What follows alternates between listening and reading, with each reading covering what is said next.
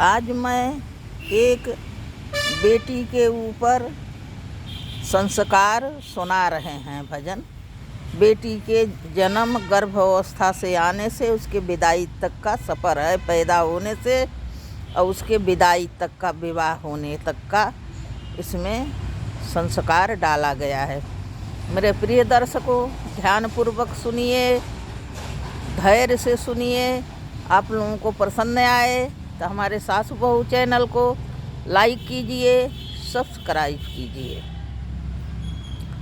तो आज यह उसमें माँ का धर्म बताया गया है कि माँ के लिए क्या उपयोग है अपने बच्चे। जब शिशु गर्भ में आता है, बेटा हो बेटी हो, तो वह माता पिता का दोनों का अंश होता है। मसाला, जिस तरह से सब्जी बनाई जाती है कि मसाला तेल अच्छा होगा जब ही सब्जी अच्छी होगी, नहीं तो अच्छी नहीं होगी। इसी तरह से कहते हैं माता पिता का आचरण अच्छा होगा, संस्कार अच्छा होगा तो बालक भी अच्छा ही होगा, नहीं तो नालायक पदवी पर जाएगा।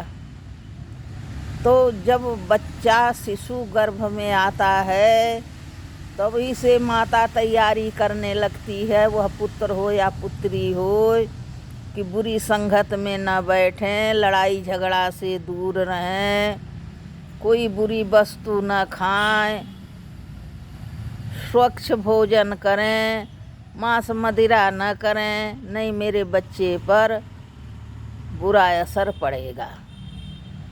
भागवत सुने, रामायण सुने, अच्छी अच्छी पुस्तकें पढ़ें, अच्छे चित्र देखें, खराब चित्र न देखें, नहीं वही मेरे बच्चे का भरण पोषण होगा, वही संस्कार आएगा। इतनी त्याग करती हैं। 9 महीने के त्याग के बाद बच्चा धरनी पर आता है। उसके सोने पर माता सोती है, जागने पर जागती है। यहाँ तक कि तब तो आजकल तो पिता दायित्व ले रहे हैं, पहले पिता का दायित्व खत्म हो जाता था। सालों साल 6-6 महीने भरण पोषण के लिए कमाने चले जाते थे, शिशु के देखते ही नहीं थे तो लालन पालन क्या करें। आजकल ऐसा नहीं है, माता पिता बराबरी से पाल रहे हैं। भाई संस्कार अच्छा दे पाएँ या न दे पाएँ, संस्कार तो बुरा ही पड़ रहा है, कोई अच्छा नहीं पड़ रहा है, लेकिन पालन लालन माता पिता बराबर ही कर रहे हैं। पिता ज़्यादा ही कर रहे हैं, माँ कम कर रही है बल्कि। तो आज मैं सीता जी की बात बता रही हूँ। सीता की माता कैसे पाला पोसा, कितने उससे सीता के जन्म से और बड़ी विवाह तक कर दिया। आज सीता जी की बारात आई है, विवाह हो गया है, विदाई है। तो विदाई किसी की भी बेटी की हो, विदाई प्रसंग बड़ा मार्मिक होता है, दुखद बात होती है। विदाई अच्छी नहीं लगती है, माता पिता तो रोते ही हैं। जितने गांव देश पड़ोस सखी सहेलियां बेटी के विदाई पर सभी रो देते हैं। तो सीता की विदाई है, पूरा जनकपुर दुखित है। सीता की तैयारी हो गई, साजबाज विदा होना है। अभी जनक जी के कुछ नहीं प्रभाव पड़ रहा, अभी उनकी माँ बेकल हैं सुनैना कि किस तरह से अपने कलेजे के टुकड़े को दूर करें, कैसे विदा कर दें। तो डोली में बैठाने लेके आती हैं सुनैना, अपनी बेटी से लिपट के रोती हैं और कहती हैं कि कुछ कह नहीं पाती, आंखें भर भर आती हैं, कह नहीं पाती हैं कि तू लक्ष्मी मेरे आंगन की, पाल पोसा तुझे बचपन की, तू कलियां मेरे उपवन की, पाला पोसा तुझे बचपन से, कलियां मेरे उपवन की।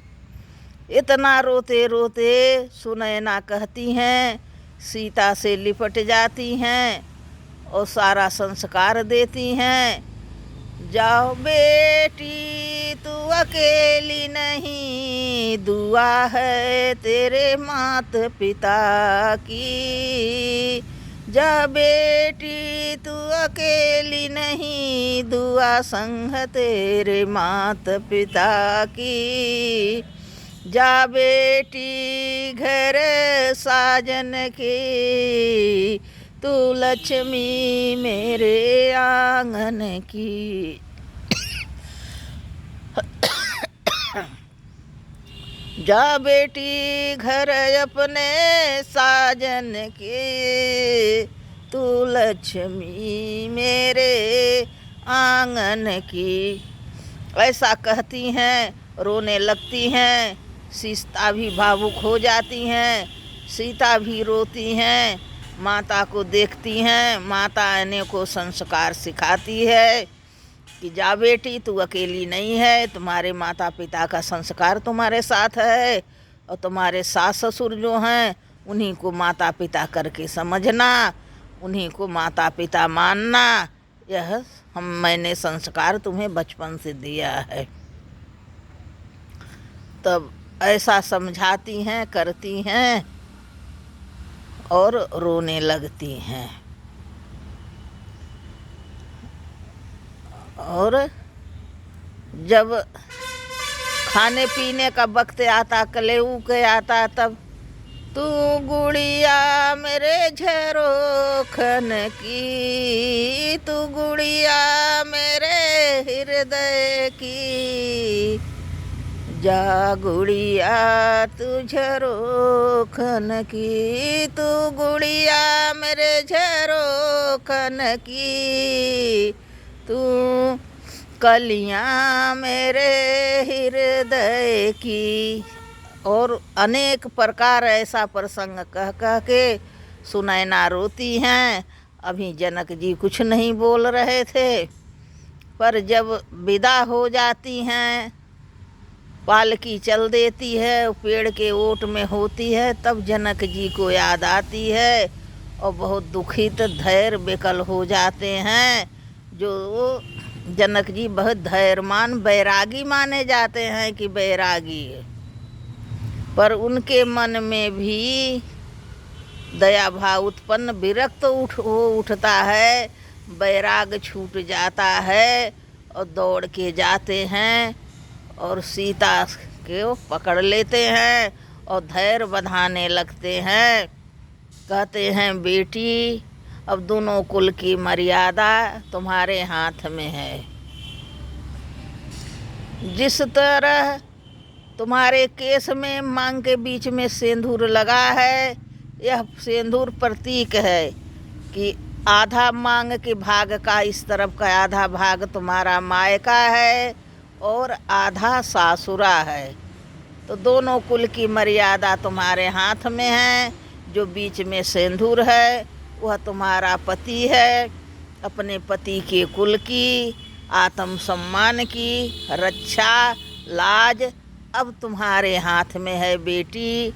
यह तीनों वचन मुझे देव कि अपने पति कुल की, सास ससुर की और माँ बाप की, सबकी रक्षा तुम्हारे हाथ में है। यही प्रार्थना हमारी तुमसे है।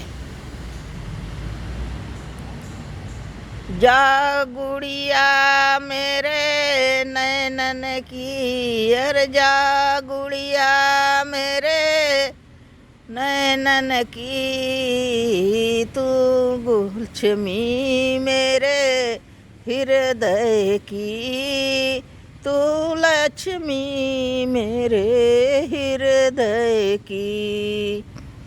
ऐसा जनक जी भी आशीर्वाद देते हैं। सीता जाती हैं, इसके साथ विदाई होती है। महाराज दशरथ जी भी समधी समधी लिपट जाते हैं और धैर्य बंधाते हैं। महाराज जनक जी बहुत दूर आए हो, अब वापस लौट जाइए और मैं वचन देता हूँ तुम्हारी पुत्री हमारी ही पुत्री है, यह मेरा वचन है, तुम्हारी बेटी को कोई कष्ट नहीं होगा। पुत्री की तरह जैसे तुम्हारे हृदय पर राज किया करती थी सुनैना के, वैसे ही हमारे हृदय पर राज करेगी। मैं कभी कोई कष्ट नहीं दूंगा कि मेरे कारण सीता के कोई कष्ट हो। तब यह विदाई है, विदाई मार बहुत कठिन होती है। किसी की विदाई हो, किसी की बेटी हो, सभी के आंख भर आते हैं। विदाई ऐसा प्रसंग है। और माँ बेटी का तो कहना ही क्या है। पिता भले ही कठोर हो, माँ का क्या चिंतन है। पिता कुछ ही नहीं दे, कुछ न करे, नहीं। माँ को बेटी पैदा हुई तभी से चिंता, उसको पढ़ाना लिखाना, कपड़ा कापी किताब, दूध तेल नमक, घर गृहस्थी सिखाना, अच्छा ज्ञान सिखाना, बेटी के दहेज में क्या देना है। माँ जोड़ने में लग जाती। यहाँ तक कि शिशु पेट में आया तो उसे स्वेटर बिनना, गदेलिया सिलना, उसको तेल क्या लगेगा, उसको काजर क्या लगे, हर चीज़ की माँ व्यवस्था करने लगती है। तो वह माँ है,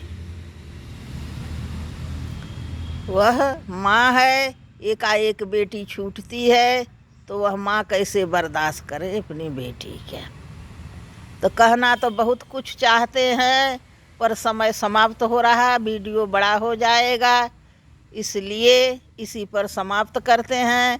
मेरे प्रिय भाई बहनों, आप लोगों को पसंद आया हो तो हमारे सासू बहू चैनल को लाइक कीजिए, सब्सक्राइब कीजिए और शेयर कीजिए। आगे दूसरे वीडियो में मैं लड़कियों के बारे में, शिशु के खान पान के बारे में बहुत कुछ आप लोगों के बताऊंगी। आप लोगों का साथ मिला, लाइक करना, आपको पसंद आए तो मैं बहुत कुछ लेके उपस्थित हो सकती हूँ। धन्यवाद।